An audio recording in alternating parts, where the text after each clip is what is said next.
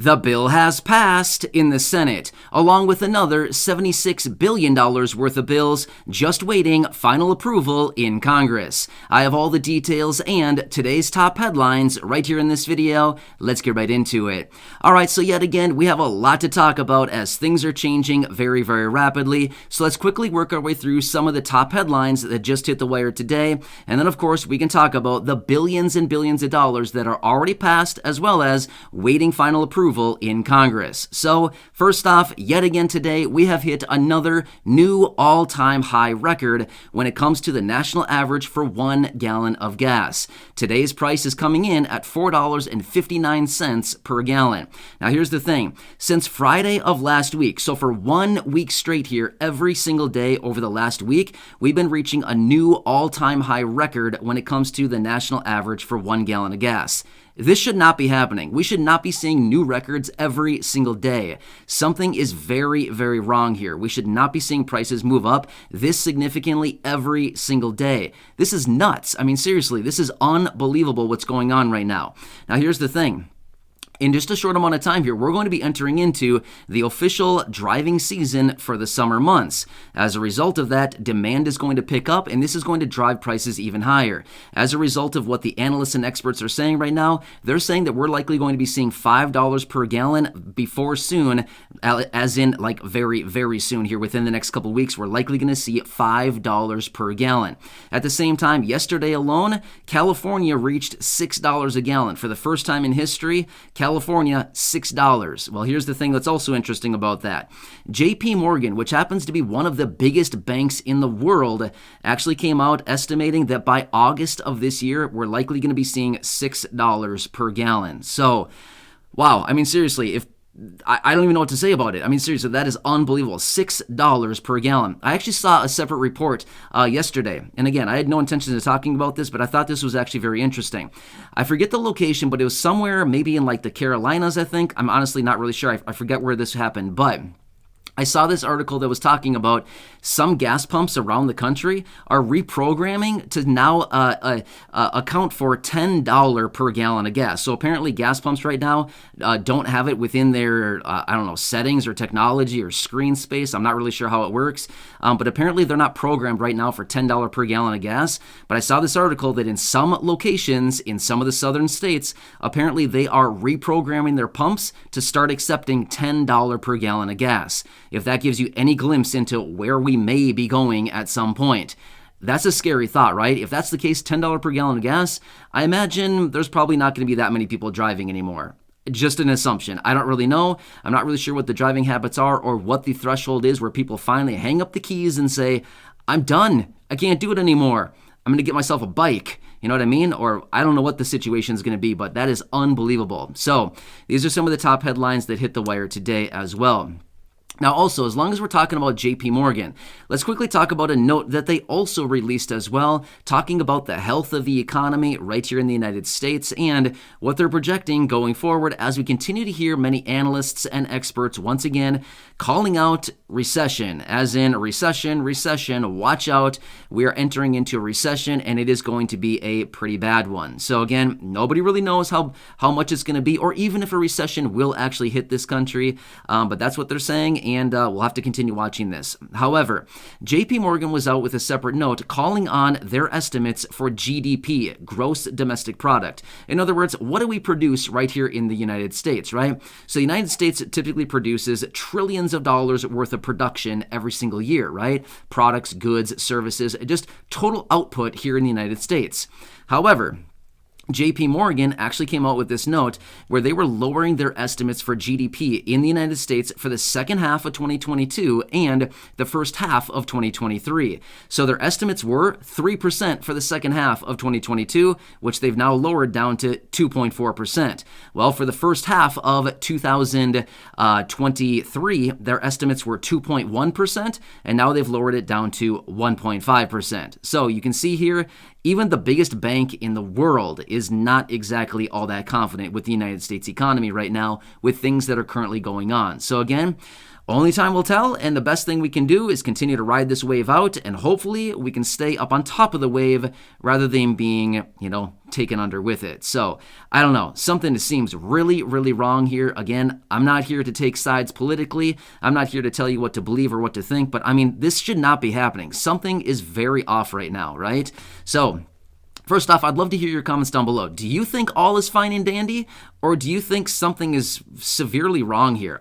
When we look at gas prices alone, I know I've been talking about this a lot lately, but here's the thing. This is a big, big news story. Seriously, this is coming across the wire every single day, a new record high. We should not be seeing that in anything, whether it's the stock market, real estate market, which again, that's another thing that's about to topple over.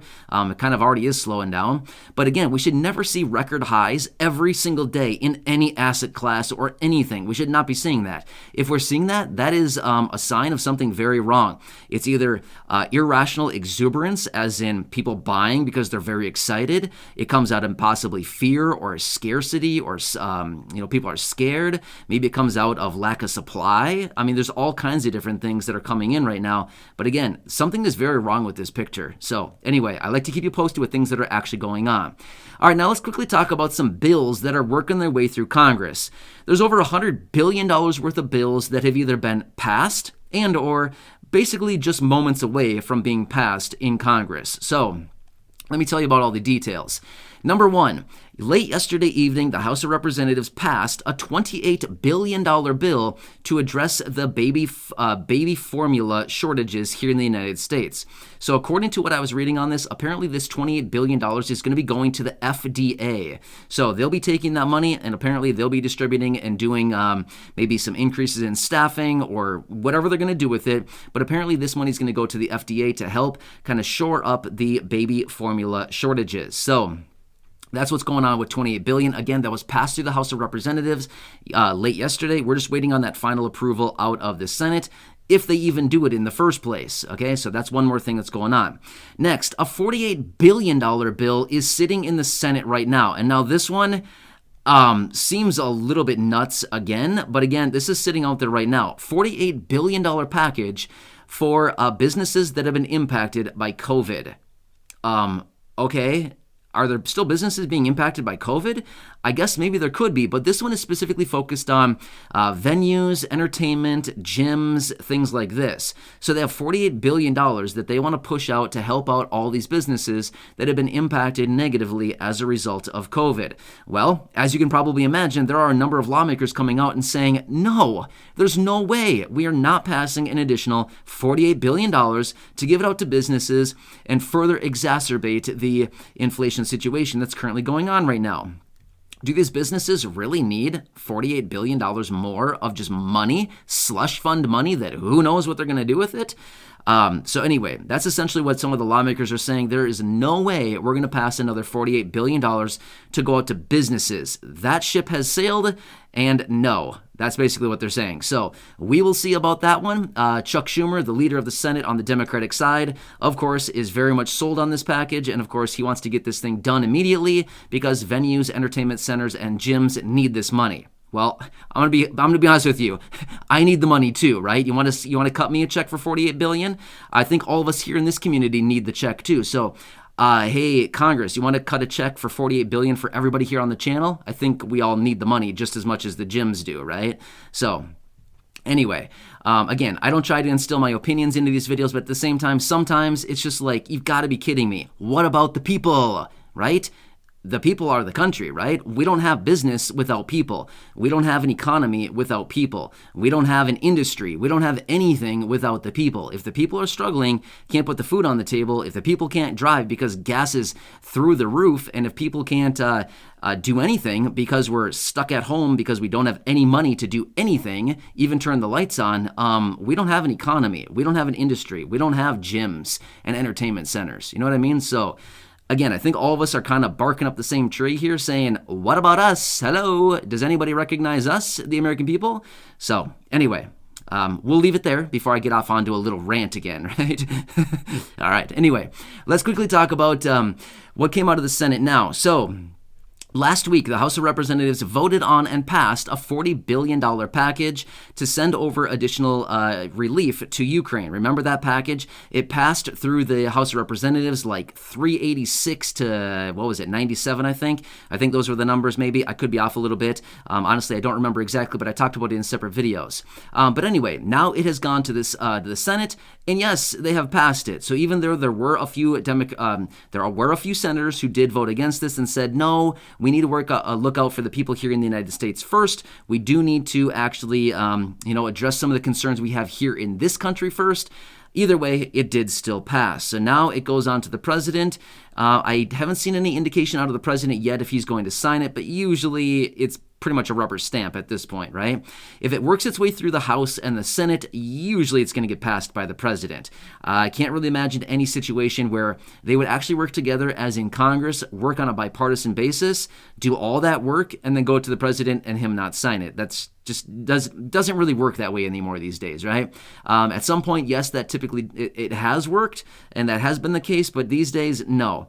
If Congress ever works together anymore, generally, it's on a unanimous basis, and generally the president signs it right away. Well, usually the president comes out and says, I'm going to sign it right away, and then we usually have to wait like a week to have like this big signing ceremony and this whole big hurrah and all this big stuff like that. So who knows what's going to happen here, if he'll sign it right away or what's going to happen, but either way, I'll continue to keep you posted as I do get more details. Now, of course, there are many other things that are going on out there right now, but these are some of the top headlines. Again, I try to find the best information for you. I try to boil it down into the shortest possible videos that I can right here on the channel so that you can get the best information that is honest, accurate, reliable, and transparent in the shortest amount of time that I can possibly deliver it to you right here in these videos so that you can stay updated with the top news, the top headlines, the top breaking news, the top everything, right? The cherry on top. How about that one, right? Yeah. Anyway, so this is what I have for you as of right now. If you haven't done so yet, please make sure to subscribe down below. It's totally free to do so. Share this video with your friends, family, social media. And of course, as always, go back and check out some of the other videos here on the channel. There's a lot of good stuff coming out lately, even though that we are in a nutso time right now with a lot of weird stuff going on. We will make our way through this, and hopefully Congress will come to their senses, just like that $600 stimulus check that we've been talking about here lately. Hopefully they'll come to the senses and actually recognize, hey, I guess there's Americans here too that probably want some money and relief, just like the businesses and everybody else out there. So who knows? Anyway, I'll keep you posted. I'll continue doing anything I possibly can to get us some money, to get us some relief, to get us some extra, anything we possibly can right here, right now. So again, thanks so much for joining me. Subscribe down below if you haven't done so. Share the video and go back and check out some of the others here on the channel. Enjoy, and I'll catch you again later in the next